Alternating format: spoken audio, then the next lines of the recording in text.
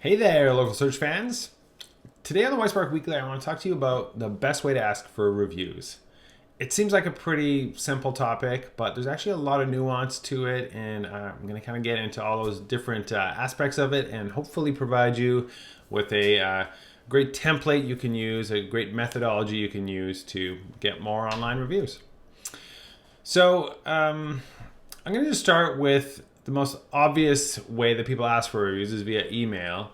And so I'm going to start with, open rates. You want people to be able to open your email when you're asking for a review.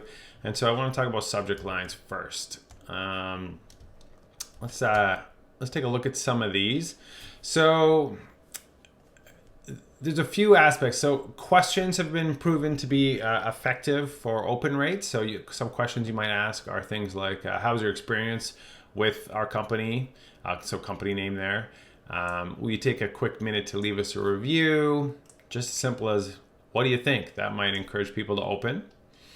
And then you can take it a step further if you personalize that. So if you have a customer name, if this is like something you're actually writing, then you could be like, hey, Darren, how was your experience with company? Darren, could you leave us a review? Those would be effective. I like short and punchy. Hey, Darren, a quick favor. That's a pretty decent subject line that I think people would be likely to open. It's personalized, a quick favor. You're kind of indicating what you're going to talk about in this body of the email. And I don't know, the final thing I thought of is to take it to another level. Some people really dislike emojis in email subject lines, but you could add that to sort of kick it up a notch and get more attention. If you're on desktop and you're writing this, you can do it pretty easily with this website called Emoji Copy. You can just search for an emoji, copy it, and it goes into the clipboard and you just paste it into your email. So that's a little tip there. So, all right, we've got a good subject line. The next thing you want to look at is, what do you want to say in the review email? How do you ask? And so I put together what I think is my template. Hey, Darren, a quick favor. So start by, acknowledging the work that you did together. It was a pleasure working with you on the project. Thank them for their business.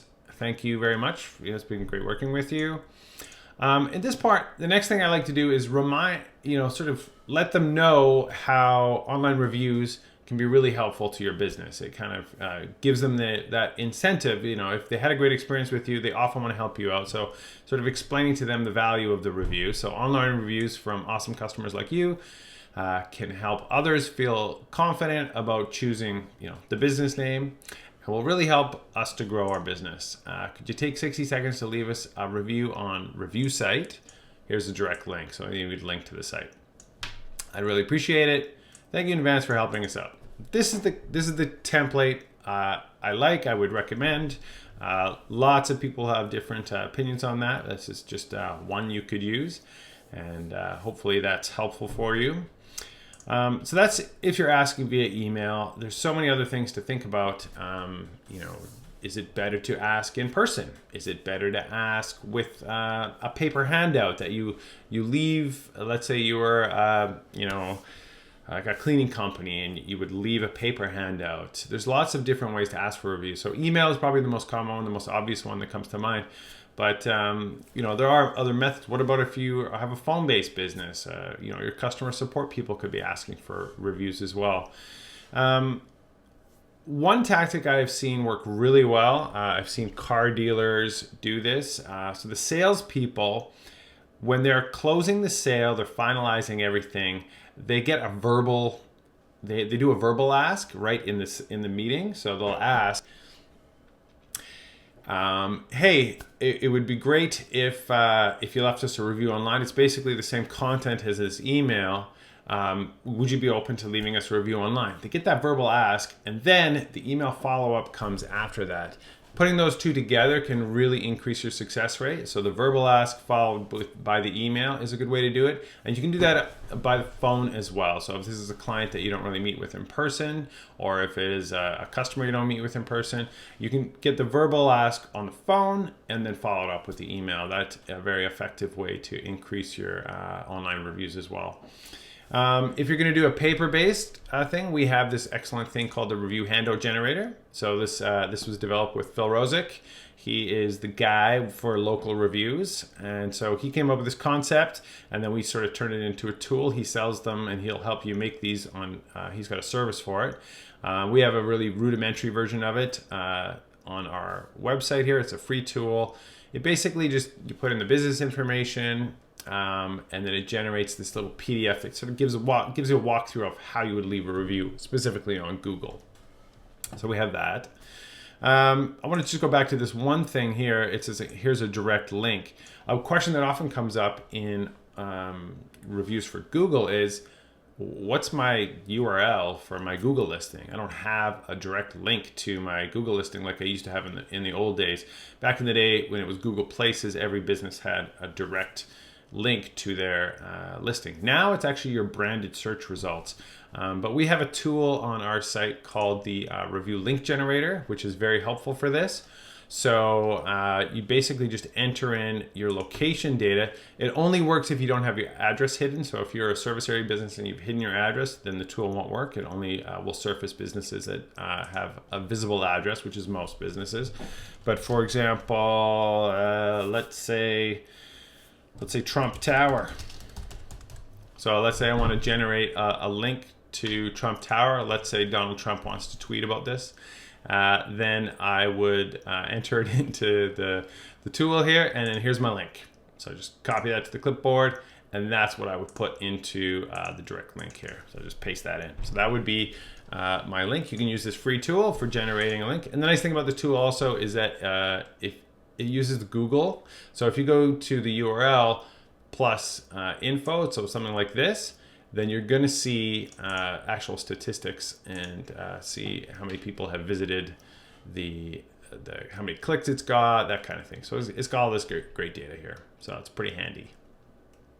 That's the free tool. So the next thing to think about is, well, when should you be sending this review ask? My recommendation is to send it shortly after you have closed the deal, finished the project, worked with the customer, whatever it was. Whenever the project is finished, that's the best time to send it, shortly after, because it's fresh in their mind. They're thinking about it. Let's say you're a realtor, you just gave them the keys to the house. That's the exciting time. That's the time to ask. There is a caveat to that. If you're trying to ask for reviews for a product or service that requires the client or customer some time to experience whatever that is. So let's say it was a product and they're using the product and you're asking for a review of product, give them a few days or whatever it would usually take for them to have a chance to actually review it. Don't hit them too early. So that's the one caveat with that. There's a lot of software systems out there. What's better? Should you be asking for reviews via a software system, or should you do the personal ask? We have a software system called Reputation Builder, and it will automatically send the review asks. It's got an NPS score. It's a really great system for generating online reviews and customer feedback. But there are some business situations where if your primary goal is to get more reviews, a personal ask can be more effective rather than something that goes through a software system. So this kind of an email that I'm looking at here, I personally worked with the client. I'm asking them. I have the relationship with them. They're going to be much more responsive to that than something that came from an automated system.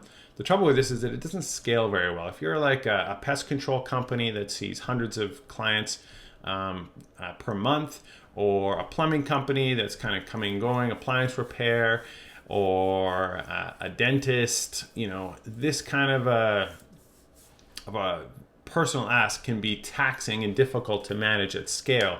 So I find that the personal ask makes a lot of sense when, let's say it's a mortgage broker and they typically only work with, up to 5 to 10 to 15 clients per month, like closing mortgages, that kind of volume. This personal ask is going to guarantee more online reviews. It's going to have a higher success rate for the reviews, but there are many different benefits to a software system. And so some of those are like, so this thing here is how likely would you be to recommend our company to a friend or colleague? That's the NPS score. You can customize it. This is the this is a really great benchmark for how your business is doing overall. People that had a positive experience, you can collect a lot of that positive feedback right within the system, and then that can be used with our testimonial widget, which you can then put on your website. So you can use all the positive feedback that the system collects to put on your website, which is great. Any negative feedback, it all gets aggregated into one place, so you can see where that negative feedback is. You can sort by it. You can identify the opportunities for improving your business. So that's one thing you're going to get out of a platform. Review monitoring. It's going to monitor your reviews around the web, alert you when you get new reviews. So that's another great benefit. So just as a general feedback and pulse of your business, a system can be very helpful. And in addition, it's going to help you generate more reviews as well, because when a person rates you higher, you're going to send them to a page that recommends reviews, and you can customize that review ask within the system to be very similar to this. So the software system, even for a low volume business, might be of interest. For a high volume business, like if it's retail or anything that's doing dozens or hundreds of transactions per month, then a software system will certainly make your review generation a lot simpler. So that's sort of, should you use software or should you not? Those are sort of the thoughts around that. Should you offer an incentive? So let's say we'll give you a 10% discount if you leave us a review, or hey, we're having a contest. That's a really terrible idea because it's against guidelines for most of these sites. There was a recent case that came up in the Google My Business forums where a law firm was were having a contest. So if you left a review, you would get entered into the draw. They had over 100 reviews, and they got them all removed from Google because they had violated the guidelines. You should not offer any kind of incentive for reviews on Google or Yelp. Those are sort of the big ones. And I believe the same applies for almost every site. You can probably get away with it on more obscure review sites, but don't do it. The one thing you can do, and I've seen this work very effectively as well, is you don't offer the incentive to the customer to leave a review, but you kind of can get around that. There's a bit of a loophole if you offer the incentive to your employees. So for example, let's say within your business you had 10 technicians. You could do something like a competition within the business. Whichever technician gets the most reviews this month, they're going to get a $100 gift card for a great restaurant in town. I've seen that work really effectively because what it does is it just the technicians are now incentivized, and they're also competitive with each other to get the reviews. And so they work on it. They think about it. They think about the best way to ask for a review. They do the initial verbal ask, and then they make sure they follow up with the email, and then they send a follow-up after that. And so incentivizing your employees can work amazingly to make sure you get reviews. So that's a useful tip there. What sites should you ask for reviews on? Well, I fortunately dealt with that last Whitespark Weekly. So last week I sort of covered that in detail. And I want to also touch on Yelp. Should you ask for reviews on Yelp? I might have mentioned this last week, but the answer is no, you should not ask for reviews on Yelp. One, it's against their guidelines. Yelp does not want you to ask for reviews. Two, if you did ask for a review, chances are very good that review is just going to get removed anyways, because these people aren't active Yelpers. If you just ask every one of your customers for a review, they'll create an account, they will leave a review, and then they'll never use Yelp again, and it goes into the filter. So most of those reviews will get filtered. The only thing you want to do is ask active Yelpers. And one thing that Yelp actually endorses, they recommend that you do, is a check-in offer. So if you have a check-in offer at your business, so if you check in at Yelp, this only works if you have a business where people come to you and you get them to check in, then it's a beautiful way. You can actually offer an incentive for a check-in, like a 10% discount or something like that. It's a check-in offer. And then once they've checked in, the next time they log into Yelp, it'll say your next review is waiting for you. So it's a great way to get people thinking about leaving a review on Yelp, and Yelp will actually be the review asker for you after you've done a check-in. So those are the things. This is my general template on the best way to ask for a review, in my opinion. So I hope that this template is helpful, and I hope some of the things that I talked about were helpful, and we'll talk to you next week. See you later.